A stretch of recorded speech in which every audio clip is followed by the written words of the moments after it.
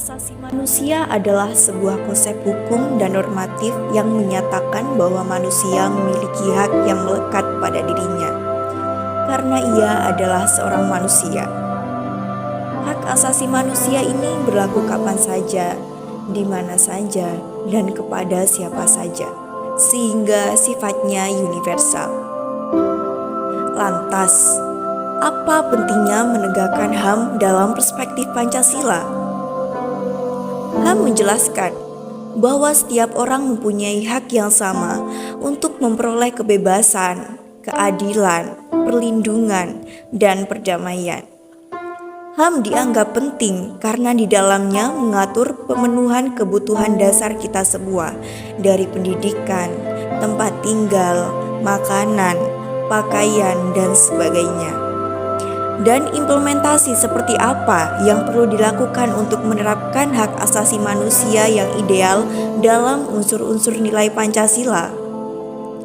Di sini kami akan memberikan beberapa contoh keterkaitan interaksi sosial dalam membangun konsep hak asasi manusia yang sesuai dengan asas-asas Pancasila melalui tindakan kecil yang bisa dijadikan sebagai kebiasaan untuk menciptakan perubahan besar.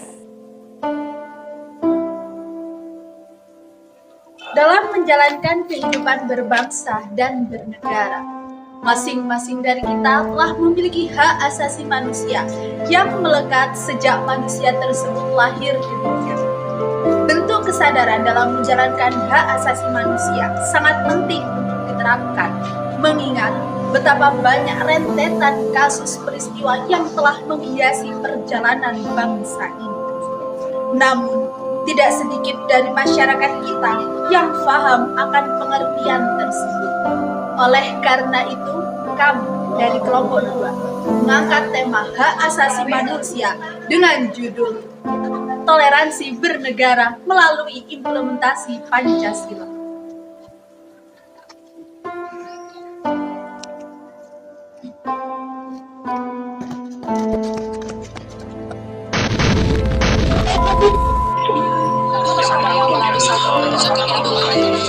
Pengeboman di Surabaya pada tanggal 13 sampai 14 Mei tahun 2018 yang terjadi di beberapa tempat beribadah, yaitu di Gereja Santa Maria Tabersela, GKI Diponegoro, dan Gereja Pantai Kosta Pusat Surabaya, GPPS Jemaat Sawahan.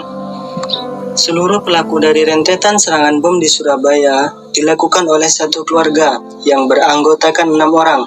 Di antaranya Dita Obrianto 48 tahun, istrinya Puji Kuswati 43 tahun, dan mengajak 4 anaknya bernama Yusuf Fadil 18 tahun, Firman Halim 16 tahun, Fadilah Sari 12 tahun, dan Pamela Rizkita 9 tahun. Kapolri Tito Karnavian dalam konferensi persnya menyatakan bahwa keluarga ini baru saja datang dari Suriah dan merupakan simpatisan negara Islam Irak dan Syam atau yang disebut ISIS. Dalam pembagian tugasnya, Dita Obrianto adalah pengemudi mobil Avanza yang melakukan pengeboman di GPPS Jemaat Sawahan. Sebelum melakukan kejahatan, Dita menurunkan istrinya, Puji Kuswati, dan 2 anak perempuannya di GKI Diponegoro. Ketiga orang ini telah dipasangkan 3 buah bom yang dililitkan di pinggang. Dalam keterangan polisi, jenazah istri dan kedua anaknya rusak di bagian perut.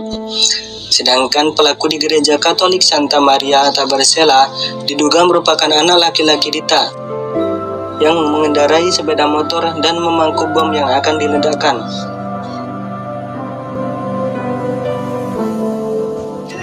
Dalam kasus ini melanggar sila pertama, yaitu ketuhanan yang Maha Esa.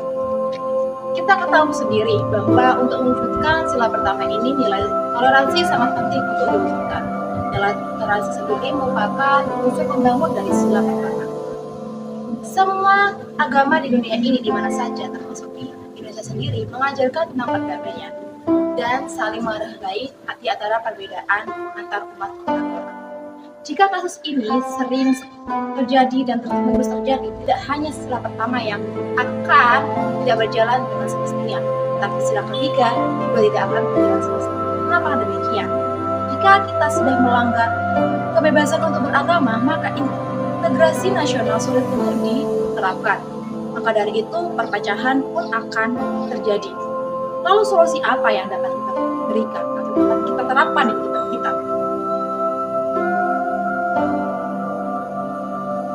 Terjadinya berbagai konflik atau kasus yang terjadi di masyarakat merupakan hasil daripada kurangnya rasa persatuan dan kurangnya penerapan nilai-nilai Pancasila dalam berbagai aspek kehidupan.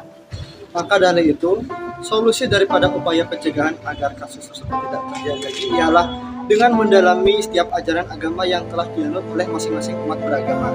Berdasarnya, setiap agama akan mengajarkan kebaikan dan kedamaian terhadap penganut agama lainnya.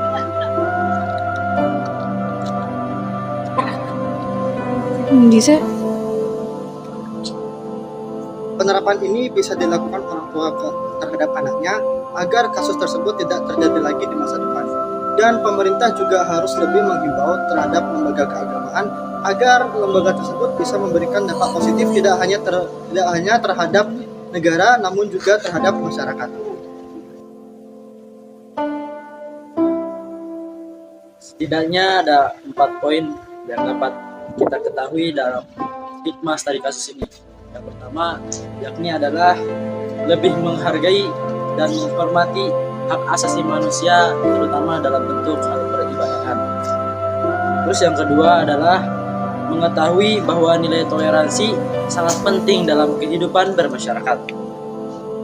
Yang ketiga, menyadari bahwa banyak agama yang ada di sekitar kita.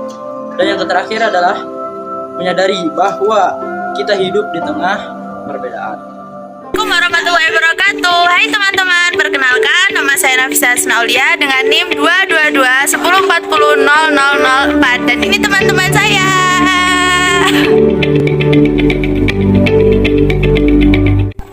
Perkenalkan, nama saya Muhammad Ibnu Bahari dengan NIM 221104040. Teman-teman, perkenalkan nama saya Muhammad Maulana Hussein dengan NIM 22110404002. Perkenalkan, nama saya Putri Ramadhani, NIM saya 22210404001. Nama saya Marsida dengan NIM 2211040400019.